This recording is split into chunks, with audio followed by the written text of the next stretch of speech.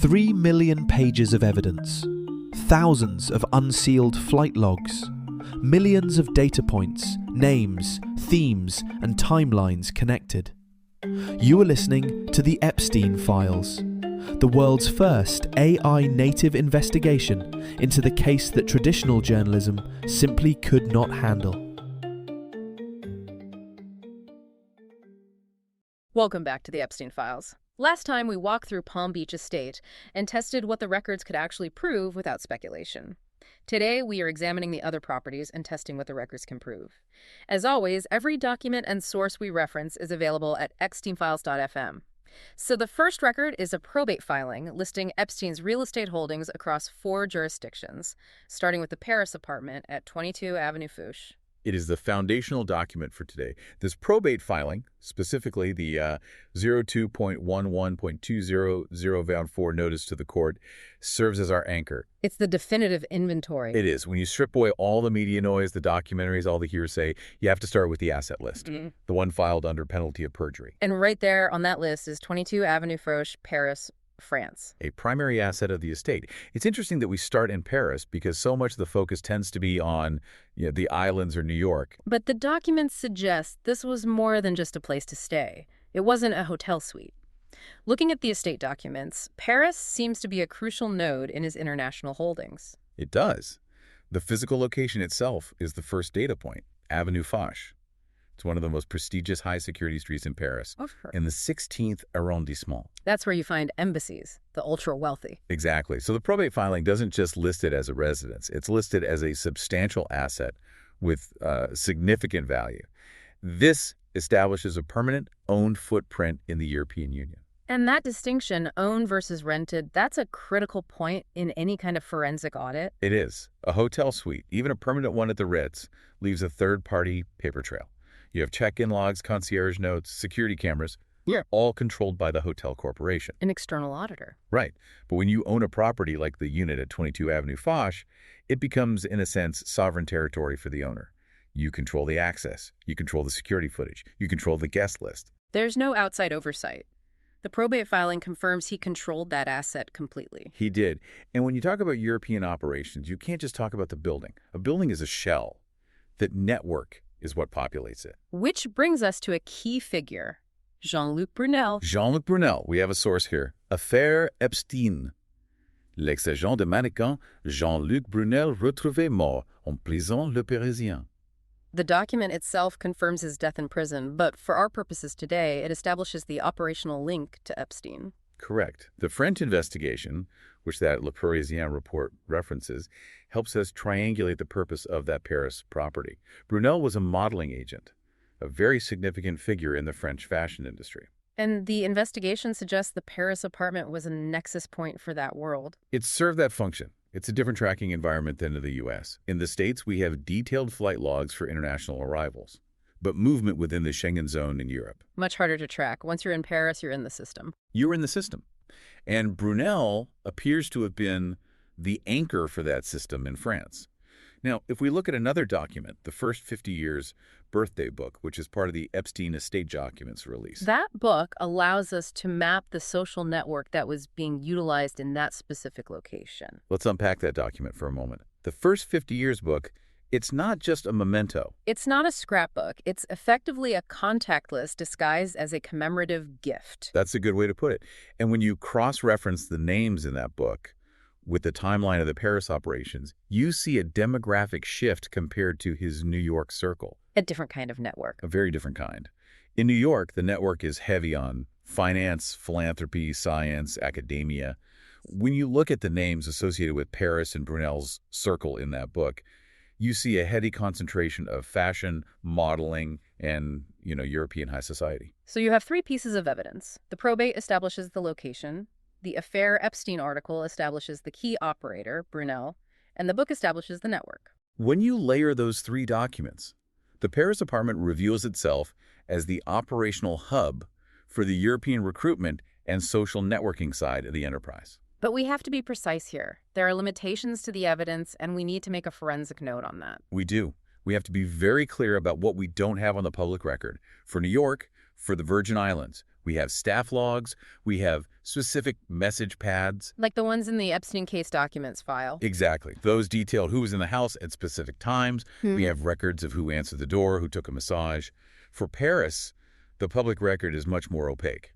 There's no door log for Avenue Foch. No. We know the property was owned. We know Brunel was the associate linked to that geography. We have the contact information in the Black Book. But a daily security log for 22 Avenue Foch, that's not in the public domain. The French authorities operate under different privacy laws. The scope of their releases has been different. Very different. So we can prove the infrastructure and the network, but the day-to-day timeline is far less granular than what we have for Little St. James. The documents map the stage, but for Paris, the script has missing pages. We see the venue, but not the daily performance. That's the correct way to frame it. Okay, so let's move from the dense urban center of Paris to its complete opposite. The high desert of New Mexico, Evidence Block 2, Zorro Ranch. And here the primary documents are fascinating because they aren't just property deeds. They're leases from the New Mexico State Land Office. We have pages from GR 2088 Agricultural Lease 5616 and pages from GR 2122 Agricultural Lease 1 to 60. This is a crucial piece of context that is often overlooked. He didn't just buy a plot of land out in the desert. He aggregated a massive tract through a combination of private ownership and these state grazing leases. The scale is almost hard to visualize. We're talking about approximately 10,000 acres. 10,000 acres. For perspective, that's about the size of a small city or a major international airport. It's an immense amount of territory. And the lease documents, specifically GR 2088, they designate this as an agricultural lease. What does that actually mean in this context? On the surface, it's a mechanism used for grazing cattle. It requires the lessee to maintain the land, practice stewardship, that sort of thing. But the strategic value of an agricultural lease of this size surrounding a private residence, it's not the cattle. It's the buffer zone. It's the buffer zone. It pushes the public boundary back for miles. So by holding the lease on the state trust land surrounding his deeded property, he effectively controlled all the surface rights. He controlled the surface rights. He could prevent development. He could prevent camping. He could control the sight lines. It creates a moat of dirt around the residence. And in the middle of this massive state-leased buffer zone is the residence itself. We have some contemporaneous reporting from the Albuquerque Tribune in 1995 and the Santa Fe New Mexican from 2001. These give us the construction timeline. They do. The acquisition was around 1995. Construction followed shortly after. And the sheer size of the main residence is documented at 26,700 square feet. And at the time, the Santa Fe New Mexican noted it was the largest home in the entire state. The largest. 26,700 square feet. That's not a home. That is an institutional scale building. It's larger than many hotels. The layout is also detailed in the lease agreements and some architectural plans we have in the Zorro Ranch Corey Diggs source file. It distinguishes between a main residence and a manager's residence. And that dual structure setup is a pattern we see repeated across the entire property portfolio. You have the primary venue for the principal and guests, and then a separate operational facility for the staff who run the logistics. The separation seems key. It implies a desire for service without constant presence. It implies a 24-hour operation where the support staff are on site but kept out of sight. It's a specific architectural choice for maintaining privacy. Now, with Zorro Ranch, we have to address a very specific allegation that circulates constantly, the rumor of a breeding program or a so-called baby ranch. As forensic auditors, we have to go to the blueprints, to the permits. What do the records actually show? We've reviewed the Zorro Ranch Corey Diggs source, which includes analysis of the site plans, and we have reviewed the State Land Office records. And on this point, we have to be definitive. What's the verdict from the documents? We don't have documentation for that. Let's be very specific about what that means. When you look at the plans for the 26,700 square foot building, what do you see? The blueprints show a massive residence. They show a gym, a pool, extensive guest quarters, multiple suites, a huge living area. But the specific sensational claim that the facility was designed or permitted as a breeding facility, that it contains specialized medical infrastructure, like nurseries, delivery rooms, or systems for medical waste disposal. That's not in the plans. It is not supported by the available building permits or the state land records that we have access to. So the baby ranch theory remains an internet theory. It's not a documented reality based on the public record. Correct. And the documented reality is significant enough on its own without any embellishment. The reality is a 26,700 square foot fortress surrounded by a 10,000-acre privacy buffer created by state leased land. That is a documented fact. You don't need to invent things that aren't in the files to understand the level of isolation and control that was established there. It effectively made the ranch a sovereign state within New Mexico. Yeah. You control the land, you control the sight lines, you control the access roads for miles in every direction. And unlike the island, which we're about to get to, Zora Ranch doesn't require a plane or a boat to access once you're in the country. A completely different kind of logistics hub. It's accessible by road. That means materials and people can move in and out without the formal scrutiny of a flight plan or a maritime manifest. It's a different kind of privacy. Which brings us to the island. Evidence Block 3. This is where the records become very dense and very active right up until the end. We're talking about Great St. James. Yes, most people know Little St. James. That was the primary island. But the documents, specifically from the pinpoint database of U.S. Justice Department's Epstein Files, they reveal a massive operational focus on the second island, Great St. James. This is one of the most critical clusters of evidence regarding his intent in those final years. There's a narrative that by 2018, 2019, he was a pariah, isolated, winding down his operations. The email traffic in the pinpoint database regarding Great St. James contradicts that narrative entirely. It shows the opposite. It shows expansion. We have emails here between a Bryce Gordon, who appears to be the island manager, and Richard Kahn, along with various contractors. Let's look at a specific document, a BMA survey proposal. It's dated December 1st, 2017. The date is key, December 2017. This is well after the 2008 non-prosecution agreement, well after the initial controversy has supposedly made him toxic. And he is actively commissioning surveys for Great St. James and Little St. James, both islands. You don't survey an island that you intend to just sit on. You survey it to develop it. The proposal details topographic mapping, bathymetric surveys for docking facilities. Yeah. This is all preparatory work for major construction. And the emails, they get right into the weeds of that construction. There's a subject line in the database, Great St. James Survey. There are detailed discussions about extending the internal private network from Little St. James over to Great St. James. That phrase, internal private network, is key. It implies a hardwired or a secure wireless integration of the two properties into one single system. He wasn't treating Great St. James as a separate investment asset to sell off? No. He was integrating it into the Little St. James complex. He was building a two-island compound. Which is effectively a doubling of the footprint. Exactly. It suggests an expansion of the safe zone. If Little St. James was the prototype, Great St. James was the expansion pack. It was V2.0. The emails mention a small wooden structure and dock repairs. But then we find a discrepancy in the logistics. There's an email chain involving a Captain Carlos. Yes, Captain Carlos. This is a logistical email, very mundane on the surface, about where people can stay. But the quote is explicit.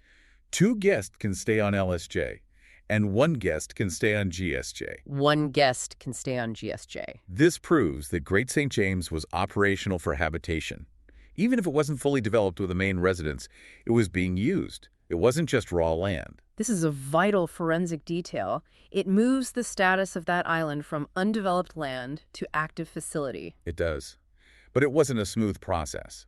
The emails reveal tension. There's mention of the Coast Guard and issues with permits. There's a very telling email in that pinpoint collection. A staff member mentions the Department of Justice wanting to enter Little St. James. And the email references a claim about people swimming off the island. Swimming off the island, what does that imply? A security breach? The context implies a concern about perimeter security or maybe unauthorized exit or entry.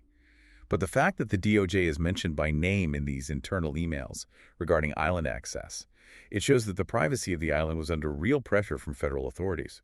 Yet, despite that pressure, despite the DOJ literally knocking on the door, the development work on Great St. James continued. The construction surveys, the network planning, it all continues. It indicates a severe disconnect between the legal reality closing in and the operational reality on the ground. Or it indicates a belief that the protective structures would hold. An institutional arrogance, perhaps. The belief that the system that had protected him for so long would continue to do so. So what's the forensic conclusion on the second island? The documents prove active development. They prove integration. They prove an intent to expand the footprint in the U.S. Virgin Islands immediately prior to his arrest in 2019. This was an enterprise in growth mode, not liquidation mode. Which brings us to the mechanism of that growth, the logistics. Evidence Block 4. The aircraft. You cannot understand the property network without understanding the planes. They were the circulatory system. We have the Epstein flight logs, Lolita Express, and the Epstein's full flight logs, unredacted source. This isn't just one plane, it's a fleet. A fleet. A Boeing 727, a Gulfstream, and helicopters. The 727 is a massive aircraft for a private individual. That's an airliner. It suggests an institutional capacity to move large groups of people or significant cargo. A Gulfstream is for speed and luxury. A 727 is for volume. And when we map the documented flight patterns in the unredacted flight logs, we see a very rigid, repeating circuit. What does that circuit look like? Teterboro, New Jersey, near New York City. Mm-hmm. Palm Beach, Florida. St. Thomas in the USVI. And Paris. That pattern repeats over and over again, says shuttle service. So the planes weren't just for occasional trips. They were the connectors for the nodes we've just discussed. The frequency suggests this wasn't just for vacations. This was an operational route. The aircraft themselves were mobile venues. They allowed the principal and his network to move between these secure nodes, the townhouse, the estate, the island compound, the Paris apartment, without ever really entering the public sphere. And we do see names in the logs. The source lists high-profile individuals. Bill Clinton, Prince Andrew, Alan Dershowitz. They're on these specific routes.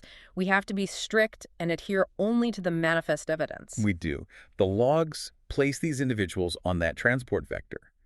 But this is where we find what we call an accountability gap in a forensic audit. Explain that. The logs tell us who flew and when they flew. They do not list the purpose of the trip. A corporate flight log, for instance, would usually have a business purpose column. These logs are just lists of names and dates. So we can verify the presence on the aircraft, but the activity itself remains in a black box. Correct. We know they're on the plane. We don't have documentation for what was discussed or what happened at 30,000 feet. But there is another layer to the air logistics, something that appears in the pinpoint emails. Helicopters. This is the air bridge. The emails discuss helicopter pads and direct transport between the St. Thomas Airport and the islands. This is a critical detail for understanding the security architecture. How does that change the arrival process for a guest? If you fly into St. Thomas on a commercial jet, you go through the main airport terminal. You pass through customs in a public area. You take a taxi. You take a public ferry. You're observed by dozens of people, by cameras. Your name is on a ferry manifest. But if you use Epstein's fleet, if you fly in on the private 727, you go to the private FBO terminal. If you then take a helicopter directly from the tarmac in St. Thomas to the private helipad on Little St. James, you bypass all of that. You bypass the harbor master, you bypass the ferry lists, you bypass standard customs checks at the dock. You create a seamless private corridor from Teterboro or Palm Beach directly to the living room on Little St. James.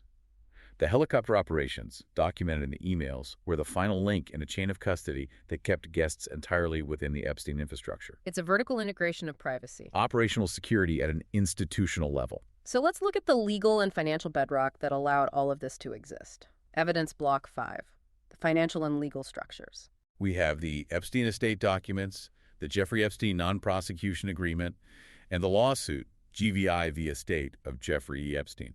That lawsuit from the government of the Virgin Islands is a goldmine for understanding the corporate structure. And it reveals that these properties, Zorro Ranch, the islands, they weren't just owned by Jeffrey Epstein, the person. No. They were assets held within a web of opaque trust structures. The 1953 Trust, Cypress Inc., a whole list of them. Why do that? Why not just own the house in your own name? Liability fragmentation. By holding assets in these separate trusts and LLCs, you create layers of legal insulation. If a major legal issue happens at Zorro Ranch, the liability might be contained to the specific entity that owns Zorro Ranch. It protects the assets in the USVI or New York. It compartmentalizes the risk. Exactly. It's designed to prevent a fire in one room from burning down the whole house. The 1953 Trust appears to have been the apex of that structure. And then there's the non-prosecution agreement, the NPA from 2008. We have the text of this document. This is arguably the most important document in the entire file when it comes to understanding the longevity of the operation. The 2008 NPA didn't just protect Epstein. It contains specific language that immunized others. It did. The phrase is potential co-conspirators. Potential co-conspirators. That is the specific language in the federal agreement. That phrase is in the document. By signing that agreement, the federal government essentially agreed not to pursue the people who managed the properties, the people who flew the planes, the people who facilitated the network.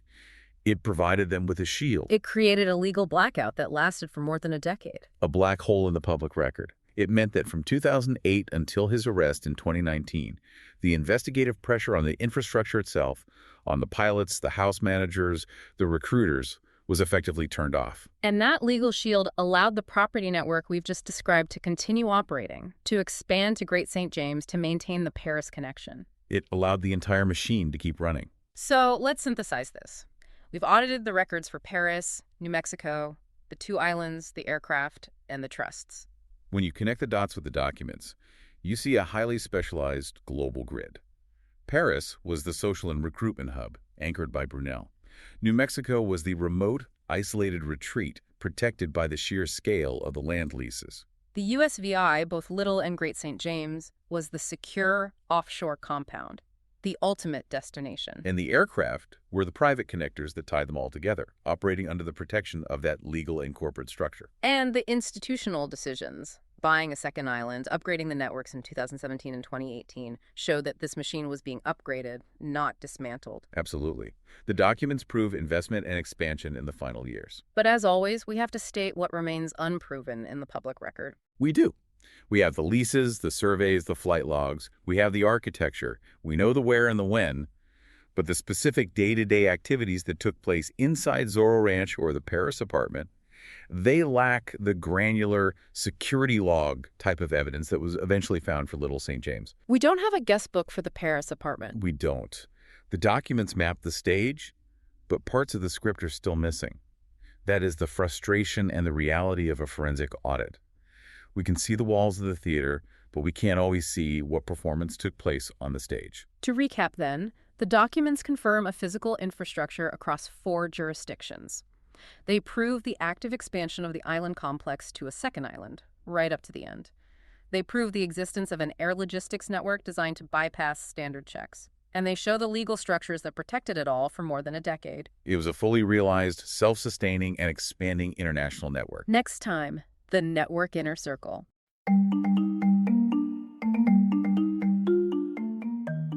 You have just heard an analysis of the official record. Every claim, name, and date mentioned in this episode is backed by primary source documents. You can view the original files for yourself at epsteinfiles.fm. If you value this data-first approach to journalism, please leave a 5-star review wherever you're listening right now. It helps keep this investigation visible. We'll see you in the next file.